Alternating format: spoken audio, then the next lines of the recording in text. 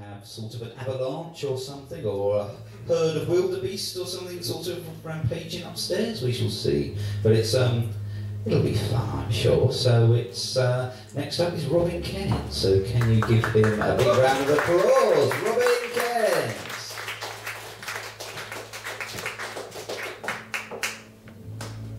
Right, if I catch anybody drawing, they're out that. Duffy asked for this one.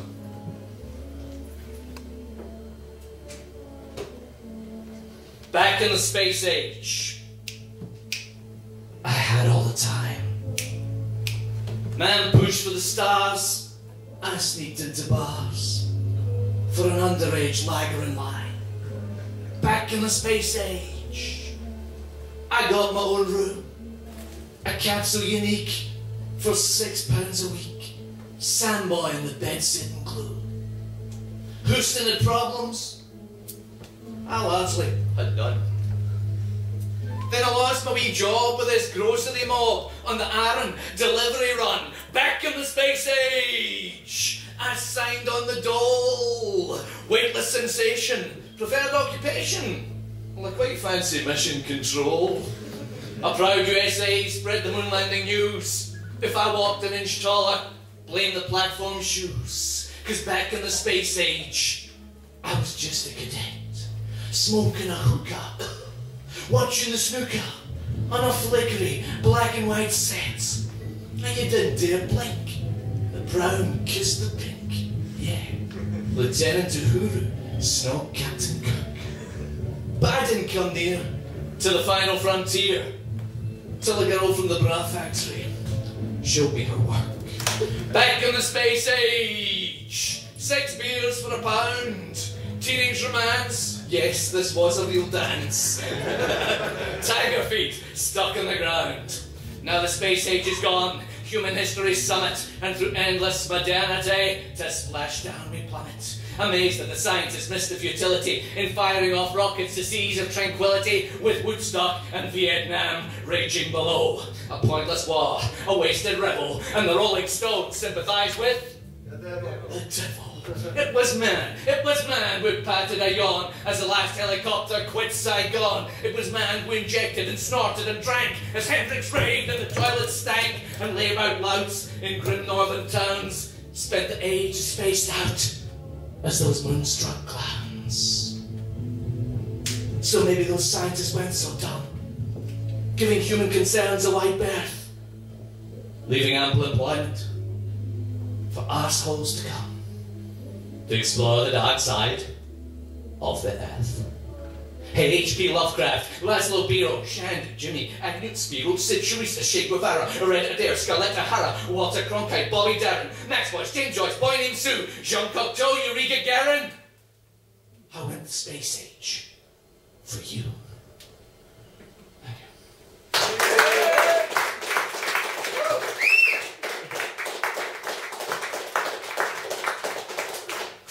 I've done that for 6 months. That's why I was warming up. I'm going to do I'll call that serious poem. I've seldom written a poem which doesn't have a laugh in it, I'm afraid. I fail to take things seriously enough. It's been a story of my life. But this is a serious poem. Did anyone watching telly late last night? There was a programme about Southern rock from the 70s. Yeah? It was wonderful. This is what my poem is about. I was planning to do this here tonight. Been doing it for the last few weeks. And in the mid-70s, a band came out of the Deep South, out of Alabama, the southern states of America.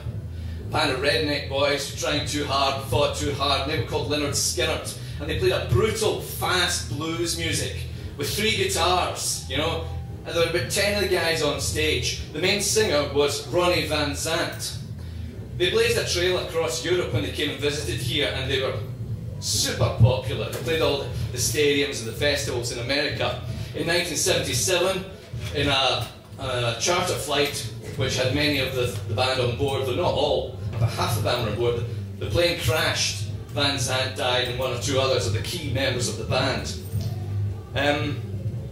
One of the things about the Southern rock movement, as it was brought out in the programme last night, was how it was all about being tied in and celebrating where you came from.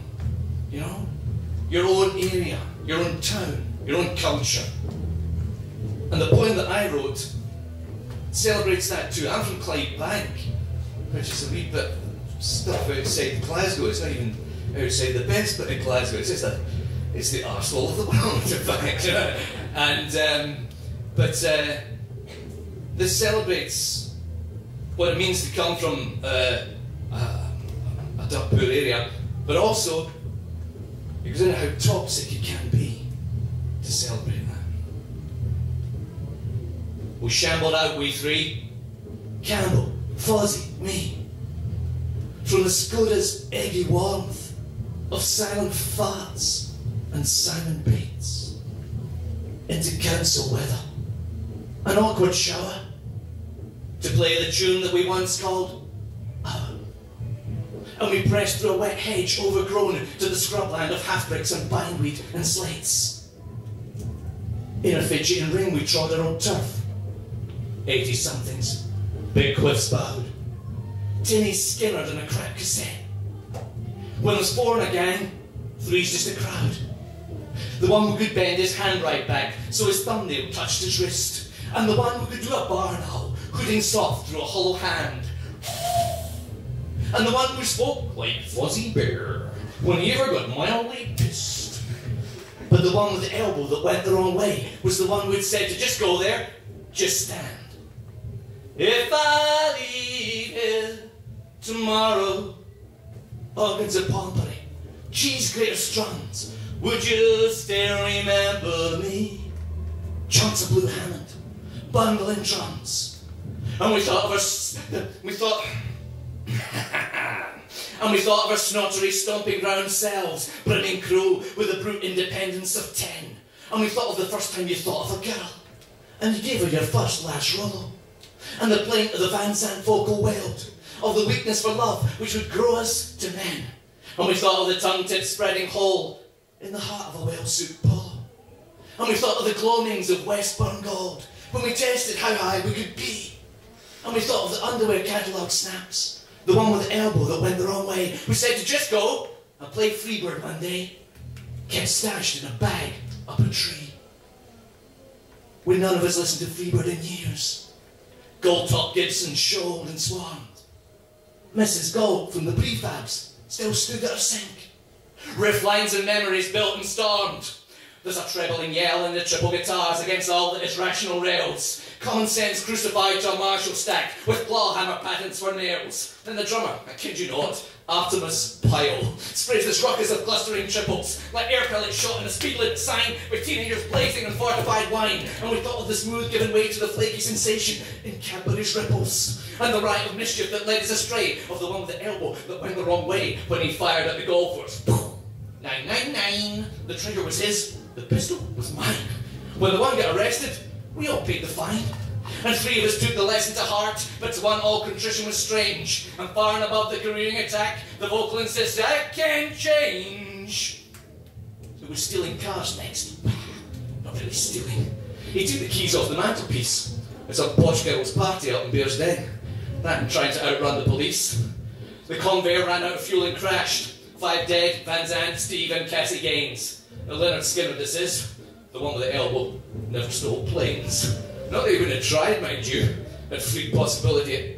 I mean, he did park a funeral hearse in the river. From there was foot to the floor downhill in itchy amphetamine scrapes, and we thought of the slip-away grab of the grip in sweet southern-comforted boys. There's a rammy and skip-time hammer on loops, the stippling tempo escapes, as the band tumor of whom toddled themselves seek release in the coming of noise. Aggravated honky-tonk, filigree density scales, for I must be travelling on now. The self-seeking soothe in the end prevails. So many places I've got to see. For the one, it was ever more adult jails. Yeah, I know it's an all-time anthem for solids with the conscious awareness of meat. How there's freedom and utter resistance to change. Well, the lyric never quite delves. It was only our song for a season or two, to the long hot summer of punk. Freebird was always a song for bands who were buried alive in themselves. Now the one who could bend his hand right back was something small, the gas board. And the one who could do an owl was junior paperclip counter or such. Fuzzy was probably signing on. 3 false ends and Freebird was gone, like the one with the elbow that went the wrong way and never amounted to much. A pile up of splintering feedback and thrash, cymbals soldered and molten in brash. Mrs. Galt sitting down, their statements and mash, and the one with the elbow, mash. The one with the elbow that went the wrong way. We said to just go play Freebird one day on the dump by the scheme where we all used to stay. Thank you.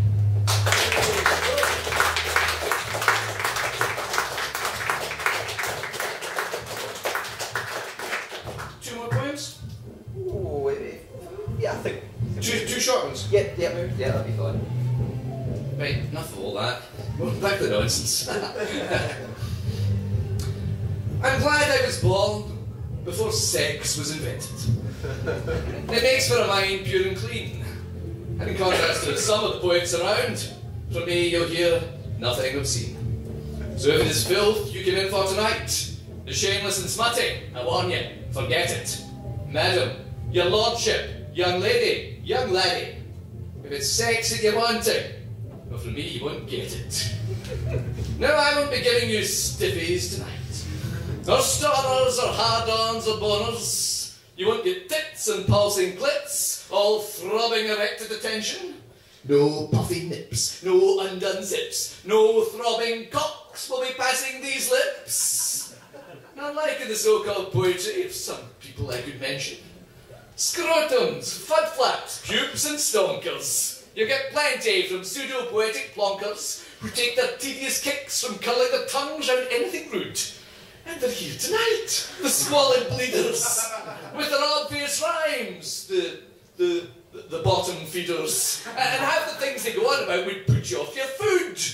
The clusterfuck, the daisy chain, the sudden gush of yellow rain, running, gagging, weenie wagging, and you won't believe this one, teabagging. Things like that I shall not linger. But you won't catch me with my eye at a crack, neither in at the front door or round the back, or squeezing between the bouncers in spunk-stained pole dancing bars. Young women exploited for men to ogle, slutting themselves, it's grotesque. Except when it's middle-class girls doing it, that's different. That's burlesque. No, I'm not like those poets who debase their art with the camel toe and the fanny fart. Sloppy gobbles, buggers, handles, knob jockeys, nuns with candles, how sex makes their eyeballs loop the loop, and they wheeze like a dolphin, inhaling mustard, as the brain dissolves to cauliflower soup, and they come like a bicycle bump full of custard. Soapy titwank, fudge packing, tugging, frigging, dirty racking. If you giggle along to their odious filth, the poems will never end. So stop it, all of you. Stop it right now. Yes, you. And your little friend. Disgusting little sweaty spots fixated upon the obscene. I'm glad I was born before sex was invented. It makes for a mind pure and clean. Thank you.